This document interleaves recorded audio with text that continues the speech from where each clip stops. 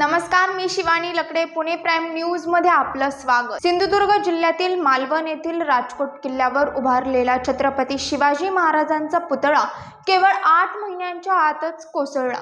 त्यामुळे राज्यभरातून संतप्त प्रतिक्रिया येत आहे. यावरून राज्यातील राजकीय वातावरणही तापलं आहे. पुतळा कोसळल्याबद्दल आता उपमुख्यमंत्री अजित पवार यांनी जनतेची माफी मागितली आहे. या प्रकरणी राज्यातील 13 कोटी जनतेची मी माफी मागतो अशी भावना अजित पवार यांनी बुधवारी 28 ऑगस्टला व्यक्त केली. यासोबतच या प्रकरणात जे दोषी असतील त्यांची चौकशी केली जाईल, दोषींना सोडले जाणार नाही असंही ते म्हणाले. अजित पवारांची जनसन्मान यात्रा बुधवारी लातूर जिल्ह्यात पोहोचली. यावेळी येथील नागरिकांना संबोधित करताना अजित पवार यांनी शिवाजी महाराजांचा पुतळा कोसळल्याप्रकरणी दुःख व्यक्त करत राज्यातील जनतेची माफी मागितली. तसेच या प्रकरणाची सखोल चौकशी करत दोषींवर कारवाई केली जाणार असल्याचेही त्यांनी सांगितले. 2-3 दिवसापूर्वी युगपुरुष छत्रपती शिवाजी महाराजांचा छत्रपती शिवाजी महाराजांचा वाऱ्यामध्ये एक पुतळा तिथं पडला.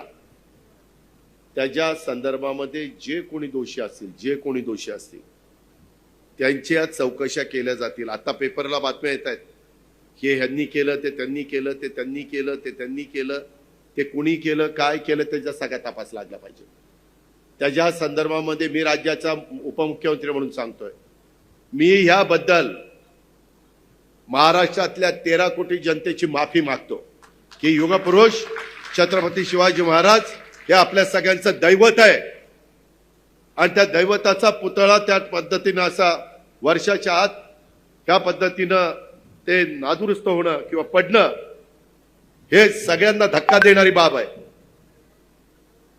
यामध्ये जे कोणी दोषी असेल ते कुणी असू द्यात, वरिष्ठ अधिकारी असू द्यात, खालचे असू द्यात, कॉन्ट्रॅक्टर असू द्यात, तो कॉन्ट्रॅक्टरला तर काळ्या यादीमध्ये टाकला पाहिजे. आपल्यातले कायदे थोडेसे नरम आहेत इतरांच्या पेक्षा. मी येतानाच दाखवत होतो, एका देशात एकाची चूक झाली तर त्यांना चापकाचे फटके देत होते.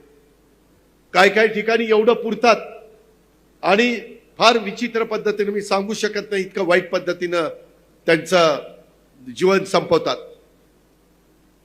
पण आपल्या इथं घटनेचे शिल्पकार डॉक्टर बाबासाहेब आंबेडकरांनी जी काही घटना दिलेली आहे, संविधान दिलेलं आहे, कायदे दिलेले, त्या कायद्याचा आदर करून हे जे कुणी अशा पद्धतीनं ह्याच्यात कुणी जर लगेच, आता तुम्ही मला सांगा, आम्ही आज सरकारमध्ये, कुठलीही सरकारमध्ये असताना, आत्ता अहमदपूरला मला बाबासाहेबांनी अश्वारूढ पुतळ्याला तिथं नतमस्तक व्हायला मी गेलो होतो. छत्रपती शिवाजी महाराजांचा इथं पुतळा आहे का नाही, तिथं आम्ही जाऊन नतमस्तक झालो.